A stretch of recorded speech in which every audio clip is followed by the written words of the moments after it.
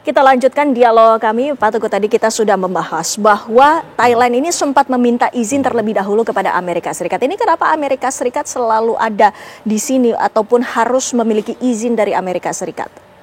Amerika Serikat selalu menempatkan diri sebagai polisi dunia ya. Dia harus selalu ingin tahu apa yang terjadi di dunia.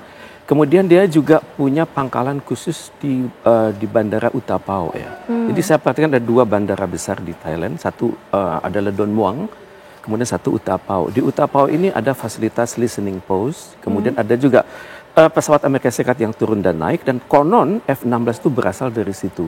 Dan biasanya kalau Amerika Serikat itu menjual pesawat itu ada aturan yang boleh dan yang nggak boleh. Ini seringkali mencederai rasa persahabatan. Misalnya pada saat kita sedang butuh pesawat Hercules misalnya untuk menyelesaikan kasus-kasus earthquake dan sebagainya, itu Amerika Serikat melakukan banyak pelarangan. Nggak boleh Herculesnya dipakai.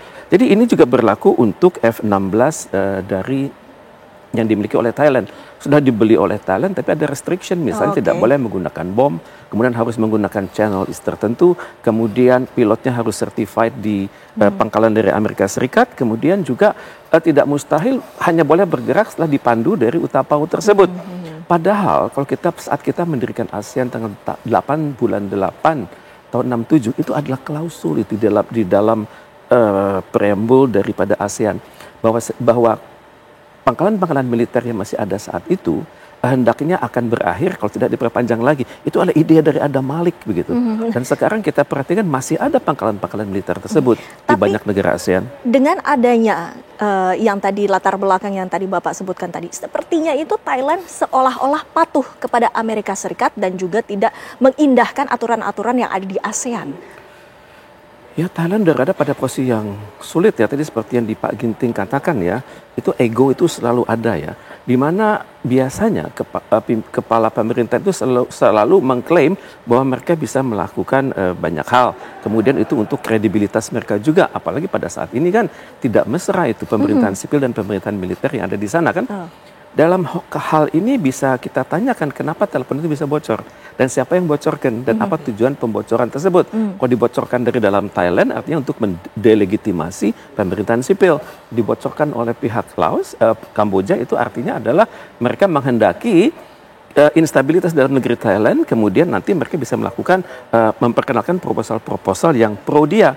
Jadi inilah yang terjadi di sana dan juga mungkin Thailand juga merasa kesulitan karena beban tarif yang Donald Trump baru lakukan itu termasuk tinggi untuk Thailand. Kemudian juga pada saat yang sama mereka punya tradisi ya, seringkali pemerintahan itu naik turun. Tadi seperti Bapak Ginting sudah katakan, kelompok militer sebenarnya di atas angin karena mereka biasanya mendapat restu dari raja. Dan untuk itu ya beginilah kalau suatu rezim sedang tidak stabil di Thailand bertemu dengan rezim yang tidak stabil juga di Kamboja, itu yang terjadi. Tapi tampaknya Kamboja itu sangat konsisten dengan peta ya. Walaupun peta itu dibuat oleh Perancis tahun 1907 dan peta itu dibuat dengan tidak mengindahkan aspek-aspek sosiolinguistik, aspek-aspek religius dan aspek-aspek kesejarahan yang merunut sampai Bapak katakan 700 tahun sebelumnya. Tapi hebatnya Kamboja, saya pernah mengadakan penelitian di Kamboja dan ternyata masyarakat itu sangat hafal peta itu dan mereka anak-anak sekolah itu menggambar ulang peta tersebut dan tersosialisasikan dengan baik. Jadi secara bertahap generasi muda di Kamboja sangat hafal dengan peta negara mereka dan otomatis menimbulkan rasa bangga bahwa inilah peta kami dan kami harus perjuangkan habis-habisan dan untuk itu memang kita harus mewaspadailah. Jangan sampai konflik ini berkelanjutan sehingga peradaban di Asia Tenggara itu punah. Dan saya sangat berharap nanti gencatan senjata ini berjalan terus sampai nanti kita KTT ASEAN memperingati ulang tahun ASEAN tanggal 8 bulan 8 dan tidak gencatan senjata hendaknya berjalan terus. Iya, tentunya kita juga penasaran Pak Dosi, apa yang ditawarkan oleh KBRI dengan adanya konflik yang saat ini tengah bergejolak di sana?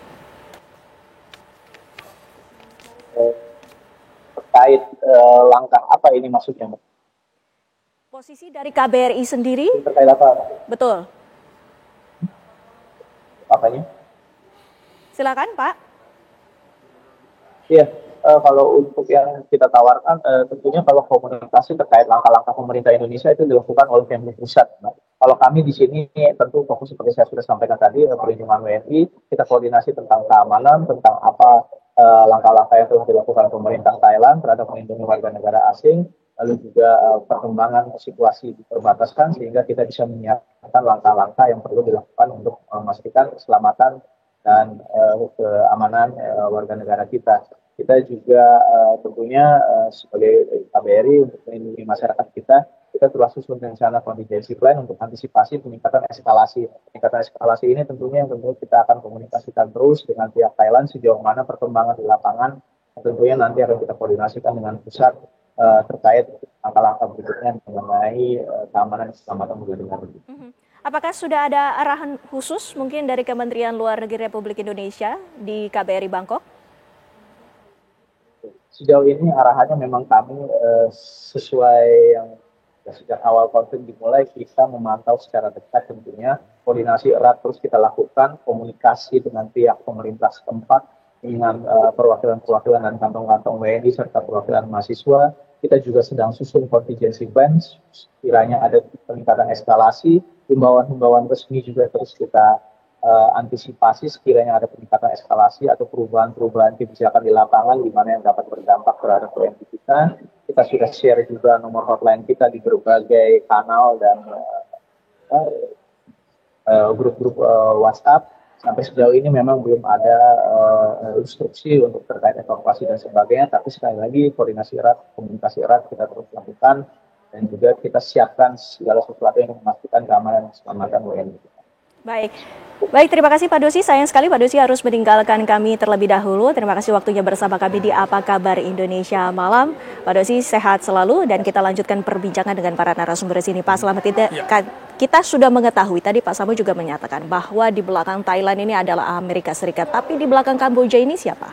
Ya tentu saja Kamboja punya hubungan yang sangat baik dengan Tiongkok. Dan Tiongkok juga banyak proyek di sana. Kalau kita lihat bagaimana senjata yang digunakan Kamboja, itu kan rata-rata senjata buatan Tiongkok. Nah, seperti itu. Nah, bagi saya sebenarnya ini ada kesempatan bagi Indonesia. Pada saat Malaysia, Anwar Ibrahim sedang dituntut mundur, maka kita tarik ke tahun 2011 ketika Presiden Susilo Bambang Yudhoyono mengambil inisiatif diplomasi, kemudian mengadakan hubungan bilateral, kemudian juga forum internasional lewat ASEAN.